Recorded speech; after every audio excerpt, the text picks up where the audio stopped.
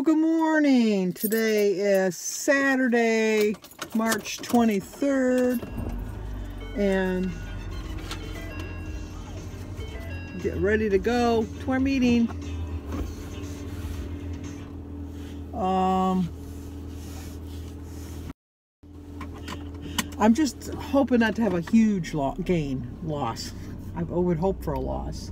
I'm just hoping not a huge gain, and that's sad. I don't know if this might be take two, or it might just be a continuation. Who's to know? But today is Saturday, March 23rd, and we're on our way to our Weight Watchers meeting, where I'm hoping I have a small gain. And like I was just saying earlier,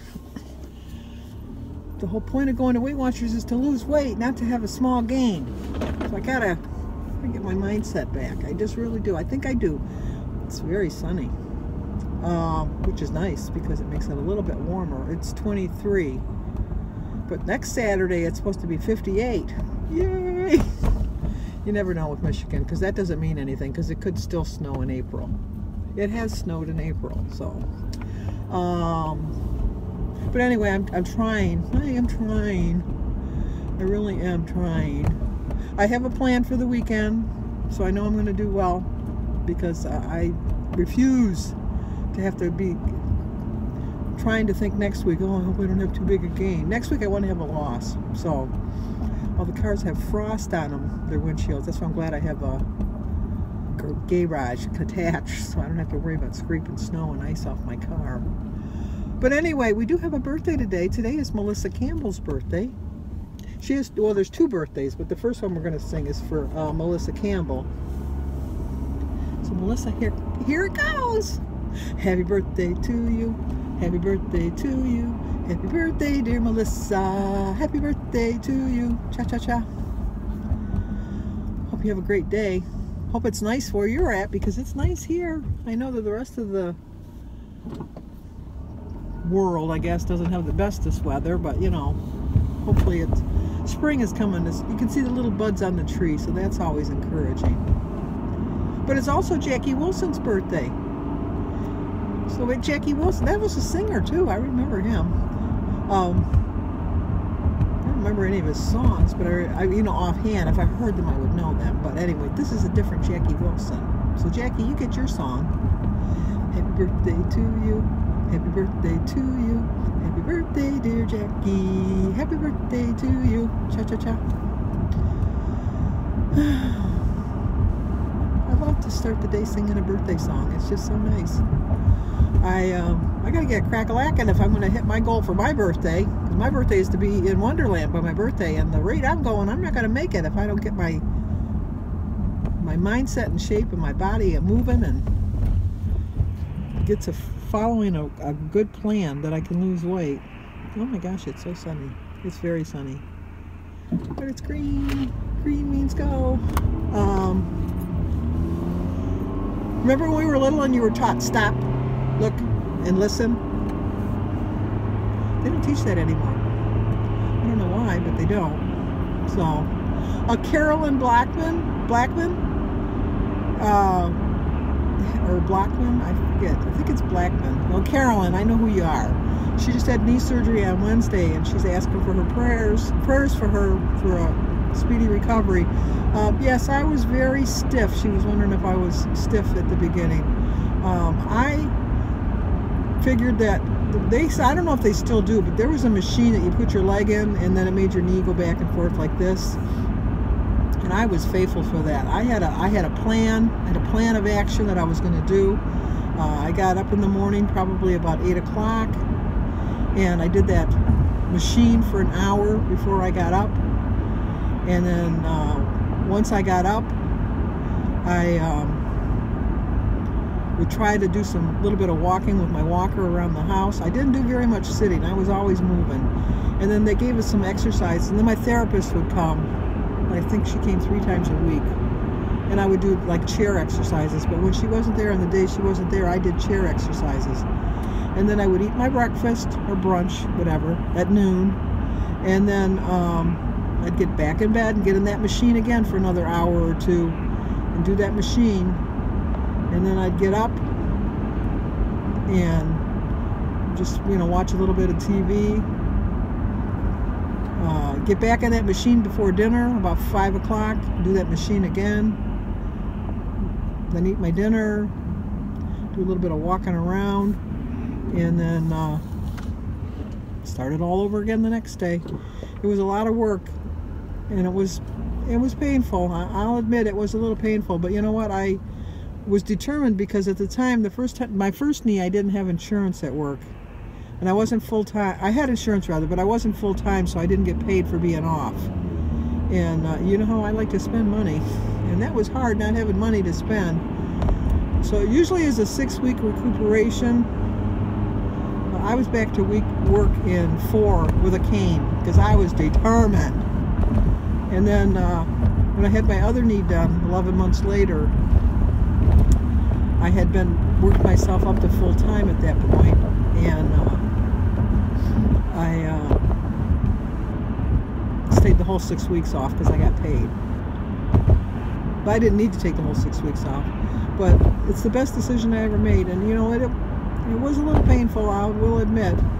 But it was so much different than the pain I had before I had the knee surgery. And every once in a while I do get a little bit of an ache, but not enough that's going to keep me from still making sure that I exercise my knee and get enough, get it worked out enough, because you know, it was a lot of money. Well, not a lot of money, but it was money, and it was time, and it was, you know, I was not able to do stuff, so I don't want to have to do that again.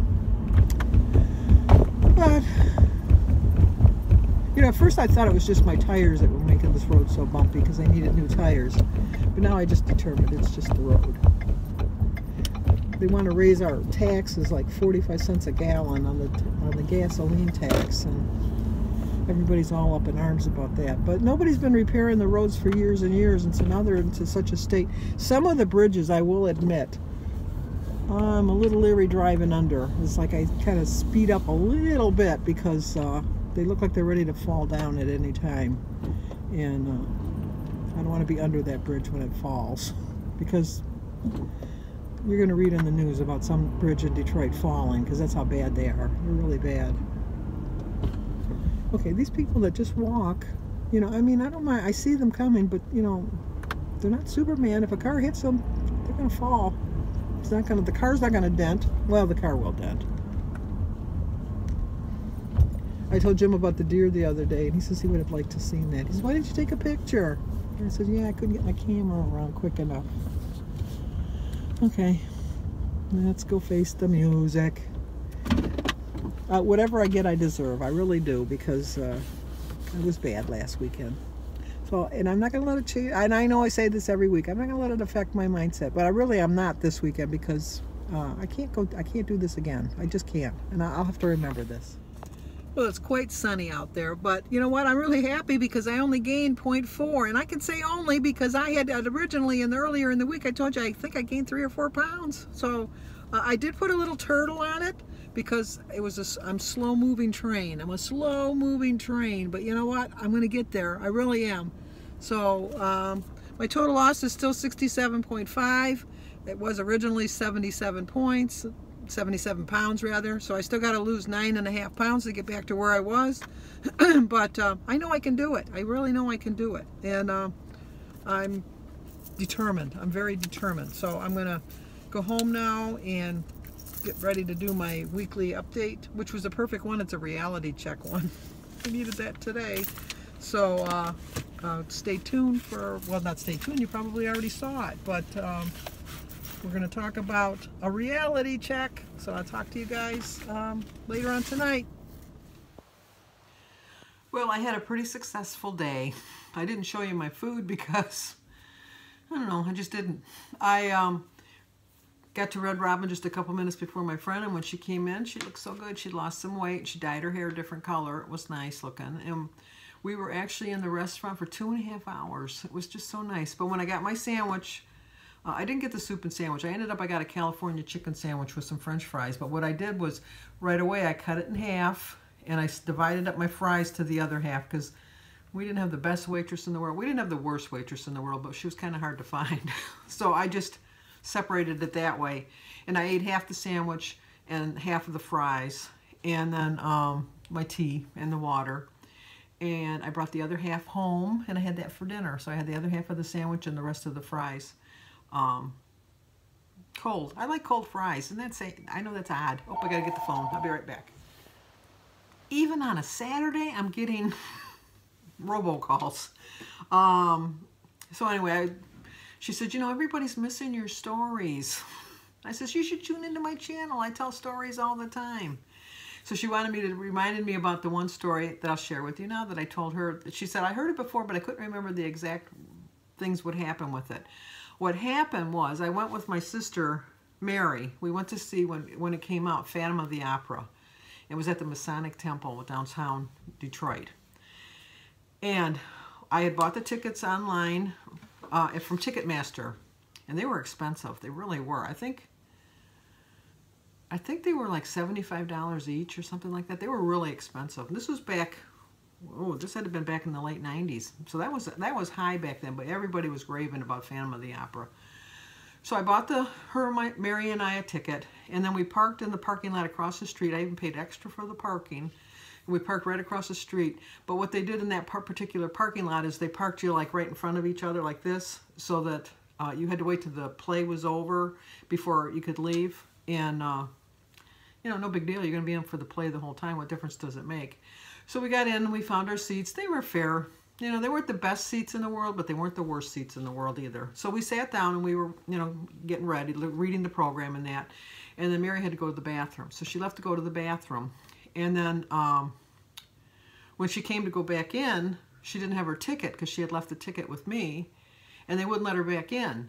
But she was like, she could see me. And so she was yelling, you know, Sandy, I need you to come here and show them my ticket, show them my ticket. So I had to go down, walk to show them the ticket to show her that they were with me. So then we come back, and there's two people sitting in our seats. And, I said, you know, excuse me, but you're sitting in my seat. And they go, no, these are our seats. And I go, no, I'm really sorry, but these are my seats, you know, and I showed them the tickets. And she said, the lady said, no, these are mine. And she shows me the tickets. And so then the usher comes up and says, is there a problem? And I go, yeah, they're sitting in my seats. And then they said, no, she wants our seats. So then the usher said, you know, come over here in the aisle and let me check them out. So she's looking at all of our tickets. Now, we all have the same tickets. And then just then another couple come in and they sit in the seats. And then the four of us say, excuse us, that's our seats. And I looked at them and I go, no, those are my seats. And then the other people go, no, those are my seats. And I go, no, those are my seats. And then just then the play started. And so then the usher real quick said, can I see your tickets to the people that sat in our seats? And they had the right tickets for the right date and the whole bit. And the play is starting. And so the usher said, well, you know, you're going to have to come out into the hall here so we can straighten this out. And I said, but those are my seats. And she says, well, you know, the play is starting. We don't want to disrupt everybody around us. And so I said, okay, you know, whatever. So the four of us left and we go back out and we're looking at the tickets. And sure enough, we all have the exact same tickets for the exact same night for the exact same seat. And the usher had taken the two tickets from the people that were there in case they weren't really supposed to be there either. So all 6 tickets had the right seat numbers, the right date, the right play, everything. Everything was it. And so then the usher said, well, you know, I'm really sorry, but they're already in the seats. I'm not going to make them move. And I go, well, I was there first. And she says, well, I'm really sorry. The only thing I can do is give you your money back. And I says, well, I know I'm going to get my money back. I said, but I'm also going to get my money back. You're going to give me my money for my, you're going to give me the money for my ticket, and you're going to let me sit and see this play. You're going to figure out where I'm going to sit. And she said, well, I'm going to have to go get the manager. Well, then the other couple, like, they're all hemming and hawing and that, and they're, let's just go. And she said, they're not going to give us our money back. And I said, oh, trust me, we're getting our money back. Not only are we getting our money back, we're going to sit in we're going to get in some better seats, and we're going to be sitting down. And the couple said, no, that is not going to happen. And the husband said, let's just go. I don't know what she's talking about. She's not going to get it. And then my sister Mary said, not only is my sister going to get you your money for your ticket, she's going to get you a place to sit to watch this play right now. Plus, she's going to get them to pay for your parking. And she says, well, that is not going to happen. She says, come on, dear, let's go. And so then they left. And then the lady comes back And she says, well, we're going to give you your money back. And I said, well, I know you're going to give me my money back. I said, but you're going to figure out where we're going to sit because we're going to see this play. And she says, well, no, you can buy tickets for another play, you know, another day. And I said, well, I don't know necessarily that I'll be able to get tickets for another day because this was a sold-out show as it was. And the weekends are the only time we can come. That's why I paid extra because, you know, I wanted to come on the weekend. I said, and I can't really leave because I'm parked across the street and I'm all blocked in. So what am I going to do, sit in my car for the next couple hours while I'm waiting for the play to be done? I said, no, you're going to find a place for us to sit and you're going to go and figure out how much it costs for us to park because you're going to pay for my parking because I'm going to have to come back again and I'm not going to pay for parking again. And she said, well, I don't know that that can happen. I said, well, then let me talk to the head usher because I am not moving. And if anything, I'm going to go in and cause a scene and I'm going to disrupt the play. Just a minute, ma'am, just a minute. So then they bring the head usher over and he says, well, you know, I don't know what you expect me to do. And well, I had a friend that was an usher and I was told by my friend, you know, this was before, that the ushers get to sit and watch the play if there's seats available. And so I told him, I said, I know that there's ushers out here that are getting paid to be an usher, that are getting paid to sit in a seat that you can put me in. They're working. I'm not. You're going to put me in a seat and you're going to give me my money for my parking.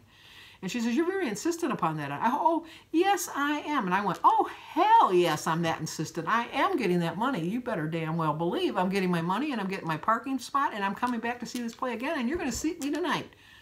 She said, well, the play's already started. You've missed some of it. I said, I don't really care. I'm not going to miss all of it because you're going to go and find me a seat. And sure enough, we got third row center because they made the ushers get up and Mary and I sat down. We watched the whole play. And then during the intermission, she came up to us and gave me my parking money. And she gave me my money back for my tickets.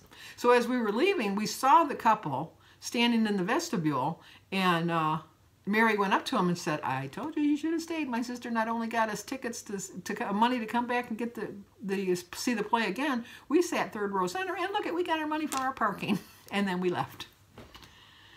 It just shows you the squeaky wheel always gets the oil. But I wasn't rude. I was very polite. I did find out that there was a glitch with Ticketmaster and they did sell them seats 3 times. So the theater didn't lose any money out because they went to Ticketmaster and got their money back. But anyway, enough of that silliness. I wanted to thank Imar 5D because one of her comments when she was saying about why is it that when we stumble, we just think that, you know, well, we've already gone off the rails. We might as well just continue on that way. She says if you bumped your head, you wouldn't say, oh, I bumped my head. I think I'll go bump it 3 more times. No, we're not going to do that. But so Saturday, check. Sunday's going to be better. Okay, give this video a like, leave a comment, subscribe, and share, and I will see you on Monday. And I'm telling you, I'm really glad I only gained, and I can say only, I only gained 0.4, so that was a success for me.